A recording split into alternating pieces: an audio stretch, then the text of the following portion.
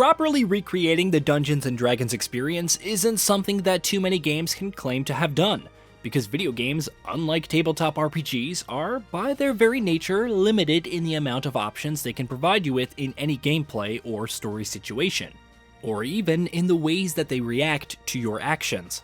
Baldur's Gate 3 is a rare and outstanding example of a game that does that with flying colors, from the narrative choices you make, to the way the game changes and reacts to all of them, to the vast array of gameplay tools that you have on your disposal that will allow you to tackle quests and obstacles in a multitude of ways. The level of flexibility and player agency that Baldur's Gate 3 boasts is very rare to see in a video game. Of course, that level of freedom means that there will be plenty of players who will want to be able to do the most bizarre and ridiculous things possible. And there's plenty of that going on in Larian Studios' newest RPG as well. Here, we're going to talk about a few such things that you can do in Baldur's Gate 3. Tell your friend to keep quiet, or he'll lose his good eye. You think... Lads, rip him apart! Battle favors the fearless. Talk to animals. I told you to go.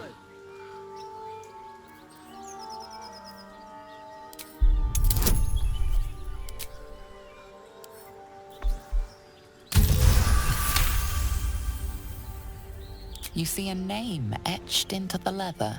Speak with Animals does exactly what its name suggests and lets you converse with any and all manner of animals that you might come across on your adventures. The results are surprisingly hilarious, with different sorts of animals exhibiting unique and endearing personalities, leading to some of the most memorable conversations in the game. Being able to speak with animals can also open up new choices and branches, making it even more worthwhile. Talk to the dead. Another spell that lets you converse with those you shouldn't ordinarily be able to talk to is Speak with the Dead. It has some stipulations, of course. The corpse you cast it on must still have a mouth so it can speak, which means it won't work on beheaded corpses. While the spell also does work on undead creatures, but like Speak with Animals, it too can lead to some very intriguing and often quite creepy conversations.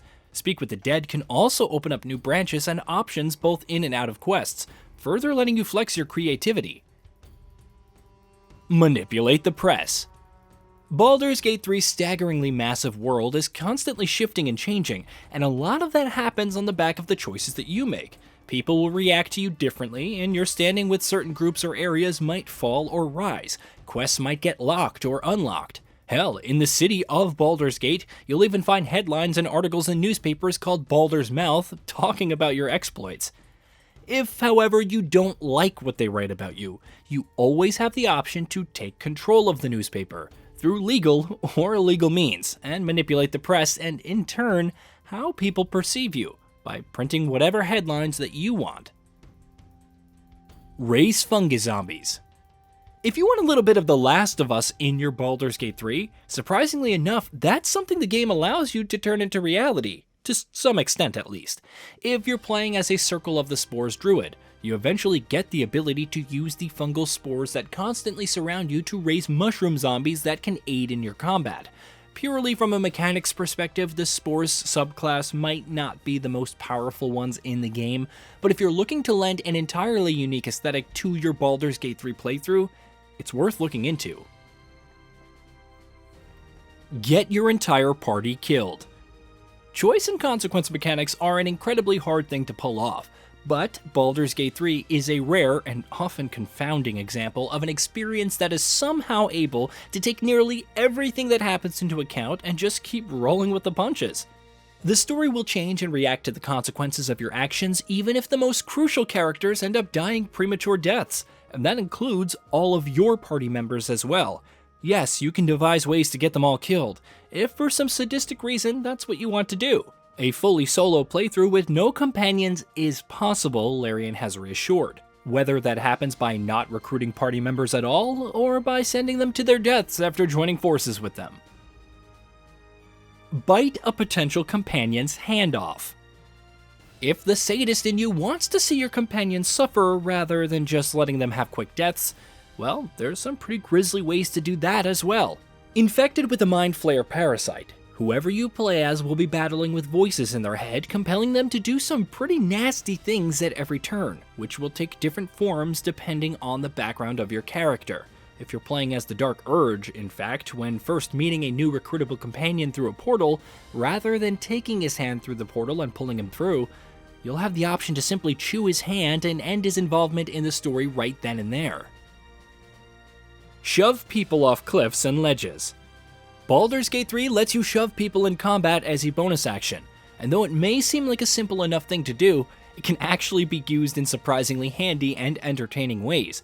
For instance, if you find yourself on higher ground, a cliff or a high ledge, and are faced with an enemy, it can be a ton of fun to simply just push them off and watch them plummet to their death without ever having to even use your main action. Infect yourself with more Mind Flayer parasites. Getting the Mind Flayer parasite inside your head is the main driving force of Baldur's Gate 3, at least in the early stages. But this isn't a game that says no to you all that often, even if the thing that you're asking to do is the exact opposite of what the central story premise wants you to do.